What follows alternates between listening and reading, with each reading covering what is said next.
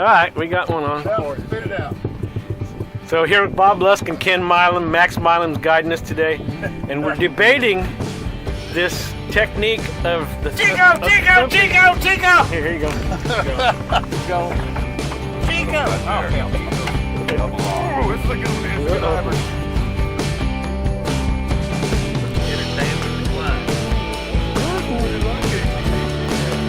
Nice cover.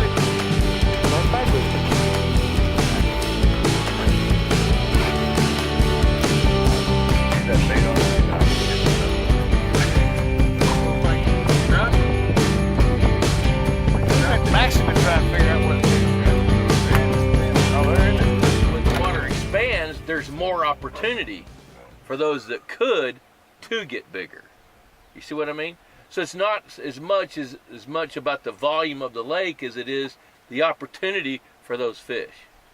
Does that make sense? Yeah. Okay. But some that you say can't, that's genetics. Well, in theory, like with a Florida largemouth bass, if a bass has Florida genetics, we all believe that they can get to be double digits. Mm-hmm. Well, that's not true, because you can throw half of them in the trash because they're boys. They're not going to get big. Right. And with largemouth bass, it's going to be the girls that get big. But there's only going to be a certain percentage. But it still comes, the genetics are still coming from the male and the female together. I mean, Yes. You're still having to both be there to do it. That's correct. Mm-hmm. Yeah. But even though, I mean, look at hunting dogs. You can take 2 AKC champion dogs, and you get a litter of puppies. How many are going to be great? Right. 1 or 2. Yeah, it's hit and miss. It's the same principle with these bass. Right. So if you get 100 bass, 50 of them are boys. They're not going to get very big. 50 are girls. Out of that 50, about 25 or 30% can have the propensity to get huge if they have the opportunity to get huge.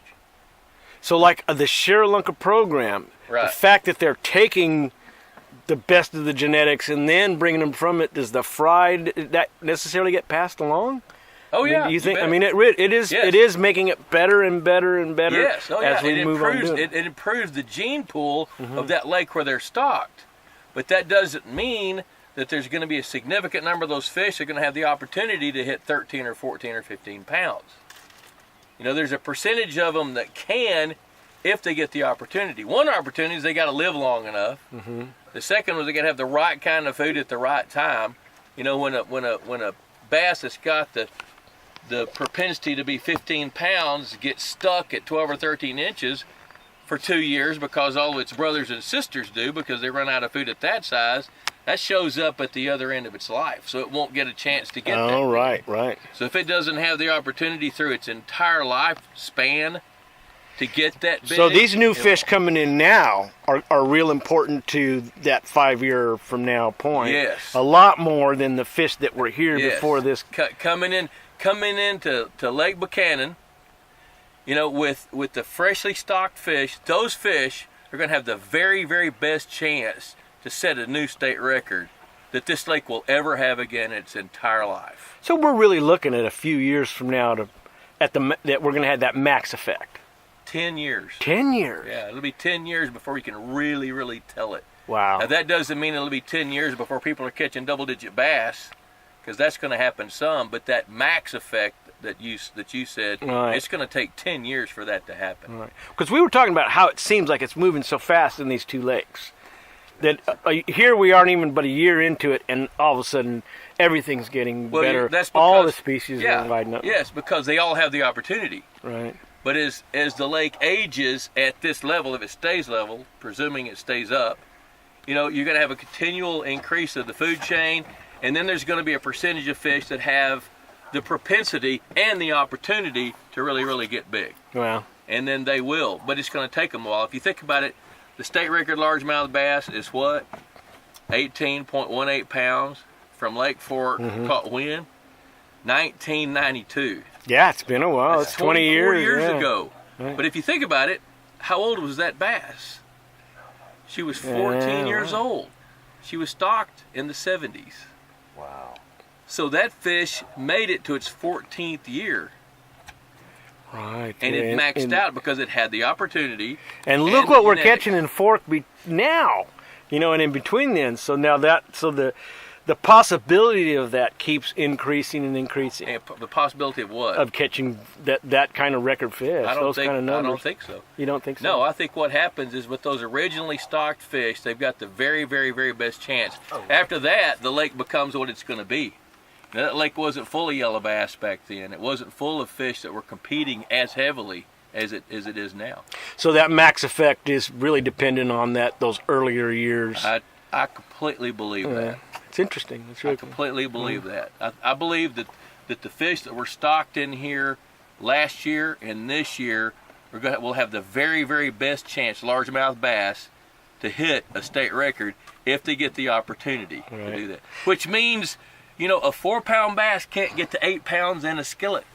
Yeah. Okay. No. Yeah. Talk about that, because you're a real advocate of catch and release for that reason. Give me your thoughts. I'm not necessarily an advocate of catch and release. I think every fishery needs to have a harvest, but you got to be selective about what you take. But I know this, that if a fish makes it to 4 pounds or 5 pounds, that fish has got several years under her belt, and she deserves the next 10 just to have the chance to see what can happen.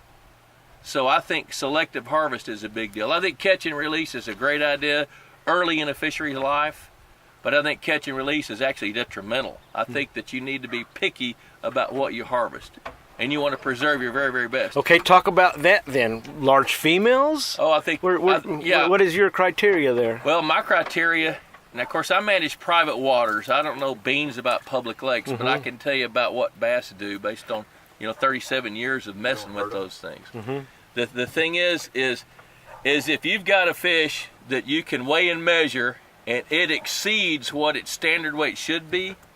In other words, if you catch a 14-inch bass and it weighs 2 pounds, it needs to be released.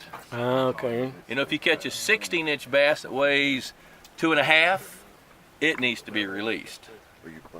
Now, if you catch a 16-inch bass that weighs 1.5 pounds, out it comes. It's done.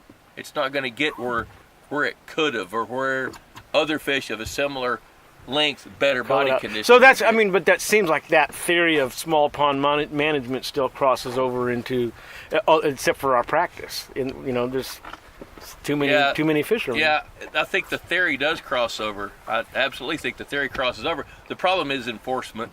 How many people respect the resource as a resource? Right. A lot of people catch a fish and they say, well, gosh, this is a fish. Right.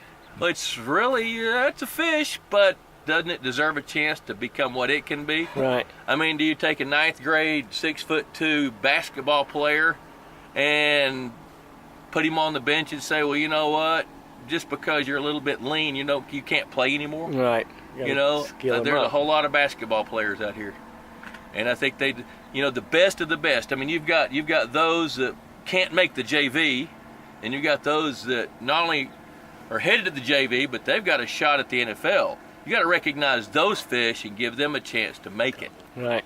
And if you don't, but by working that into a pond and you have nothing but some of the strongest fish, and when is it ideal? There has to be a mix of those small and large fish. Is there a point where you go, we only have nothing but great trophy fish in here? No, it can't. So when I see Bill Dance fishing in his pond, and it seems like he's just ripping out one after another 5-pound plus bass, you got to think, well, where's the rest of the fish in this lake? They're in there. They're in there. Yeah. He's just not showing them on film. That's correct. But that balance is there because those fish are eating something. Yes. Question. Yes. Real quick, get back to this 5-pound bass versus an 8-pound bass. Yeah. Someone who keeps that 5-pound bass, what, in your opinion, would be the amount of eggs difference versus an 8-pound, a 10-pound, a 5-pound? Of course, an 8 to 10-pounder is going to probably produce more eggs per year than a 5-pounder. Well, a 10-pound bass will definitely produce more eggs than a 5-pounder, but 2 5-pounders will produce twice as many eggs as 1 10-pounder. Okay, but the thing is I don't really look at a 5-pound bass by how many eggs that it can produce. I'm not worried about adding more fish. I'd like to see that 5-pound bass have a chance to get to 10-pound bass. That's what I'd rather see. If we can preserve some of these larger fish, and in a largemouth bass, a 5-pound bass is a good fish. I think one of the things that television and tournaments do a disservice to us about is a 5-pound bass is a mediocre fish. You know, who cares if we caught a 5-pound bass? Right.